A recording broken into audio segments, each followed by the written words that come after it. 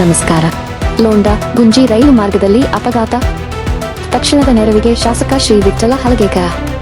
ಲೋಂಡಾ ಗುಂಜಿ ರೈಲು ಮಾರ್ಗದಲ್ಲಿ ಅಪಘಾತ, ತಕ್ಷಣದ ನೆರವಿಗೆ ಶಾಸಕ ಶ್ರೀ ವಿಠ್ಠಲ ಹಲಗೇಕರ.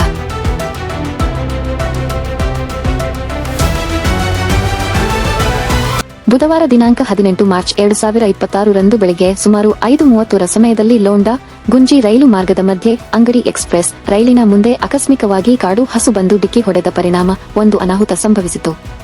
ಈ ಘಟನೆ ಹಿನ್ನೆಲೆಯಲ್ಲಿ ರೈಲು ಕೆಲವು ಸಮಯ ನಿಂತು ಹೋಗಿ ಪ್ರಯಾಣಿಕರಲ್ಲಿ ಆತಂಕದ ವಾತಾವರಣ ನಿರ್ಮಾಣವಾಯಿತು.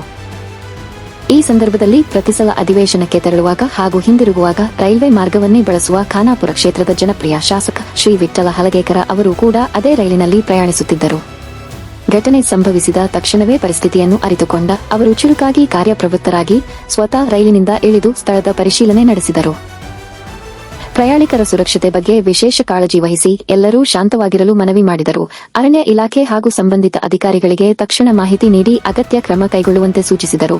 ರೈಲು ಸಿಬ್ಬಂದಿಯೊಂದಿಗೆ ಸಮನ್ವಯ ಸಾಧಿಸಿ ಸಮಸ್ಯೆಯನ್ನು ಶೀಘ್ರವಾಗಿ ಪರಿಹರಿಸಲು ಮುಂದಾದರು. ಅವರ ತಕ್ಷಣದ ಕ್ರಮದಿಂದ ಅಡಚಣೆಗಳನ್ನು ನಿವಾರಣೆ ಮಾಡಿ ರೈಲು ಸಂಚಾರವನ್ನು ಪುನರಾರಂಭಗೊಳಿಸಲಾಯಿತು.